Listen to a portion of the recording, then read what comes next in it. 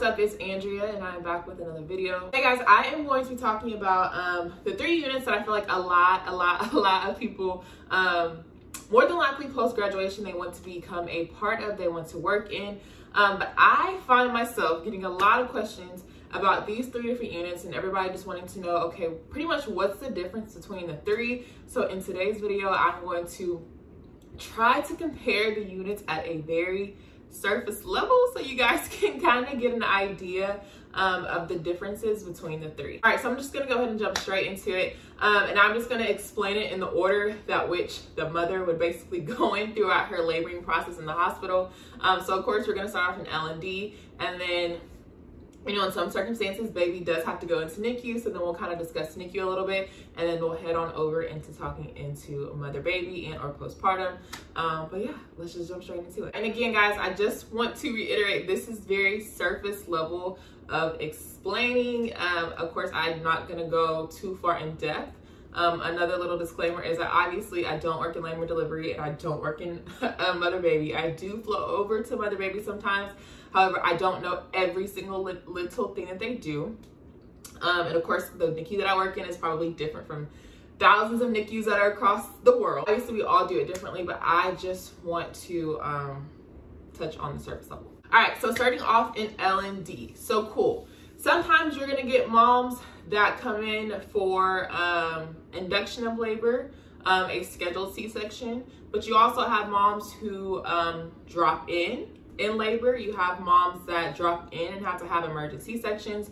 So basically throughout this entire time frame, you have 2 patients. You have mom and you have baby. Now, you have some units, or some hospitals, should I say, that just specifically their labor and delivery unit just labors the mom. And then you have some hospitals that do the model, I think it's called LDRP, which they basically labor their moms and they keep them in the same room for postpartum. Which means that hospital basically would not have a postpartum unit because the mom is staying in that room her entire stay. But not all hospitals do that way. I feel like a lot of them do it with the model of, okay, let's labor in this room and then move them over into postpartum. Now, the important thing here, which I did mention earlier, is the fact that you are responsible for 2 patients. So however your mom comes in, unless it's like an emergent type of deal or a precipitous delivery, a lot of times throughout her whole process of up and waiting for the baby to come, you will be checking her strips, you will be charting on her strips. You need to make sure not only mom is good, but baby is good as well. So yeah, you're basically responsible for 2 patients. If baby is in distress, you need to know that. If something is going on with mom, you need to, you know, be aware. So that's why a lot of times when you are in these labor and delivery units or working in these units, a lot of times it's 1-to-1. It may be like 1-to-2 when you have like an induction labor, which is a mom who's probably not going to deliver anytime soon. And you probably have a patient who's close to delivering.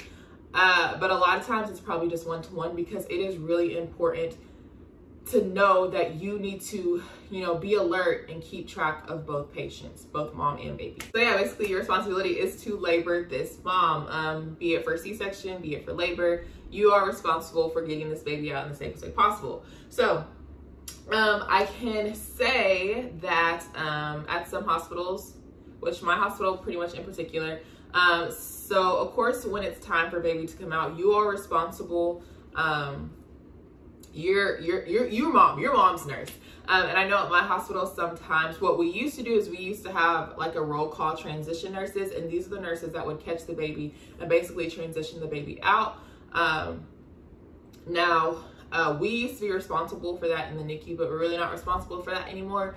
Our L&D nurses basically took that over. So a lot of times what ends up happening is that the nurse that kept the mom the entire time, of course, stays with the mom when the actual birthing process begins. That mom will be for that nurse, and then you'll get another L&D nurse to come in and transition the baby. Now, of course, like I said, every unit is going to do it differently, but that's how I've seen it to be done. So just know the big thing in labor and delivery is that you are responsible for both mom and baby in the laboring process and the birthing process. And you're responsible for getting that baby out. Some things that you would probably definitely have to be comfortable with in L&D is just being really intimate with the mother. And when I say intimate, I mean you are up close and very personal in all of her business. So you want to make sure that you are okay with that. You want to make sure you're okay with blood, lots of bodily fluids. Of course, for C-sections, you want to make sure that you're okay with seeing the inside of a person and seeing, you know, a lot of things that a normal person wouldn't see. You want to make sure that you're okay with that. And yeah, I mean, it's a beautiful thing. I think birth is absolutely beautiful. Even though I'm not a labor and delivery nurse, I think it's a wonderful thing. But yeah, you just want to make sure that you're comfortable, because you want this birthing process for your moms to be, you know, something to remember in a good way. And then the one last thing that I want to touch on for labor and delivery is something called OBED, which is basically like the emergency room for women that are in labor or have any kind of gyn problems going on, that the ER basically sends up to our ER, our labor and delivery ER. So a lot of times this is where we see moms who drop in, whether it's in labor or moms who are having just certain things going on.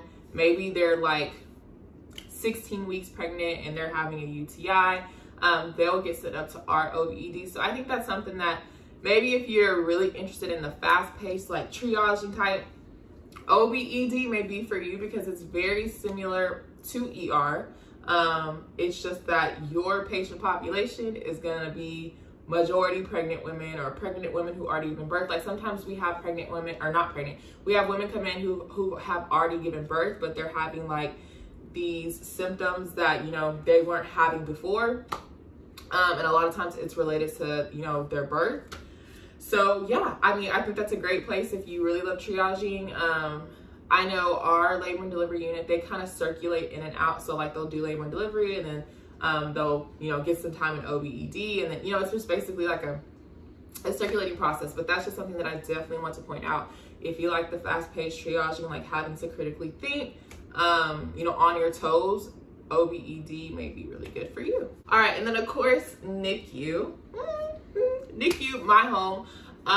Specifically just baby. This is the neonatal intensive care unit. Now, I will start off to say there are different levels of the NICU, starting with, I guess, the well-born newborn nursery, all the way up to level 4. And of course, level 4 is going to be your sickest of the sickest babies. Like I said earlier, this is the intensive care unit. These babies are sick. These babies have, you know, some type of issue going on to where they cannot be out with mom. And it could be even something so slight as like they're having sugar issues. Some of those babies do have to end up getting admitted to the NICU, get an IV, and get some fluids. Now, again, this is just specifically, you will be working just with babies.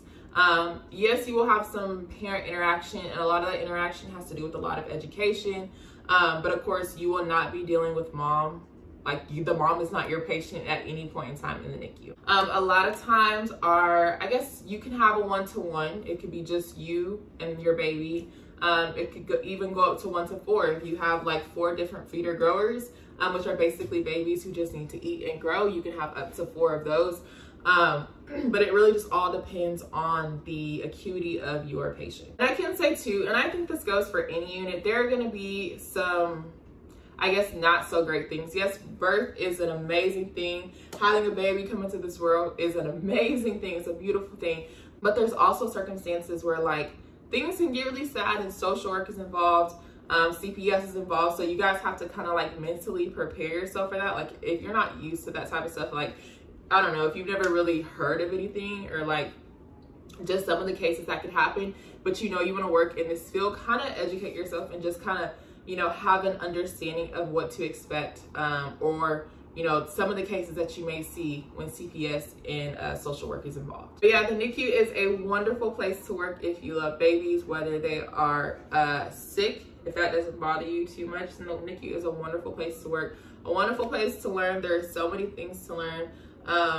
And I just want to throw this out there because I see this all the time where people, and again, this goes for all 3 of the units, you don't have to have med-surg experience before entering any of these specialties.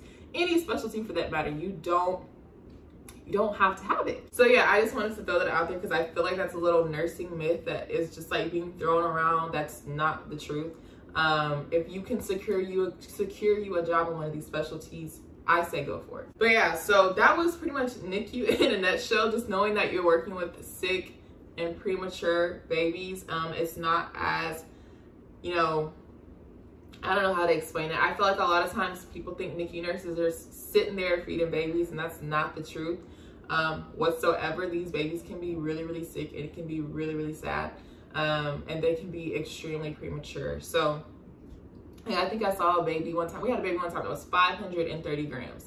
Super, super, super, super small. So just keep in mind, yes, it is a place where you will be with babies, but they're in the ICU for a reason. So it's not all, you know, rainbows and butterflies. So, but that is a great place to be if you just want to work with babies and no other patient population. You don't want to be with the big people. You can come be with the tiny people. All right, and then for mother baby, which is, I mean, I love all three of these units, but mother baby, I have so much respect for those nurses because they always have so much going on. A lot of times they have to deal with 3 moms and 3 babies. They have to chart on 6 patients in total. I know it can be a lot. So, and mother baby, this is basically where mom is out, baby is out. Either your baby got sent to the NICU or your baby is still with your mom. At this point, your mom is in postpartum, she's had the baby. Now she is basically in recovery mode. So again, this is another unit where you have to be okay with being up close and personal and intimate with your patient, the mom, because yeah, it's just all a part of the process. So just make sure you're comfortable with that. A lot of times, like I said, this is recovery mode, so you want to make sure that everything is back working how it should be after having the baby, that you're taking care of this mom if she had any type of tears or lacerations. You know, making sure she's urinating, going to the bathroom, you know, sending off her labs. There are a lot of things that mother baby nurses are responsible for, and that's just for the mom. You also have to take care of baby as well, make sure baby that is transitioning well. One of the most important things that I feel like those nurses do over there is that they catch so many things, and I'm just gonna speak from the baby standpoint at this point. Those nurses can catch like so many things that warrants the baby to be admitted to the NICU. Now, if the baby is like super tachypnic, or you feel like the baby is grunting, and I guess I can say that too for L&D, like say you're in transition mode and your baby starts doing some crazy stuff, some stuff that you know is not normal, a lot of those times those babies will end up in the NICU or end up in observation. So same thing with postpartum.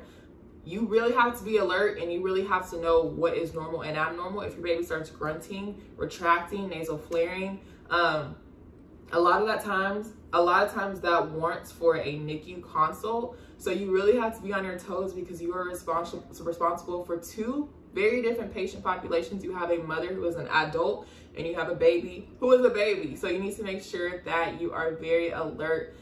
You're, you know, appropriately assessing these patients, and that you know what your baseline is. So throughout your shifts, you can always result back to that baseline. If something seems off, the slightest thing seems off, definitely get in contact with the doctor, be it for the mom or for the baby. You are responsible for making sure that if anything needs to be caught before they get discharged, it's caught. But yeah, so mother baby has an extremely, extremely big responsibility. And then also for baby, like you have to do 24-hour labs. I think there is like H&H labs or something that you have to send off for mom.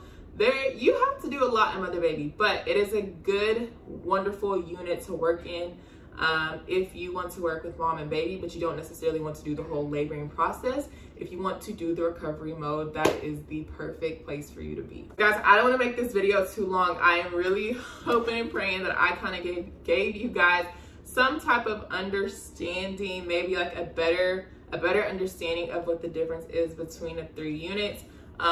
Labor and delivery, laboring process, mom and baby responsible for both, making sure that they're both okay. Baby good in utero and mom good just in general. NICU, of course, you're dealing with your sick and premature infants or newborns. There's different levels. You can work in any level you want to work in. Just be where you're happy. But just keep in mind that it is an ICU regardless of what level you're on. So these babies are going to be sick regardless.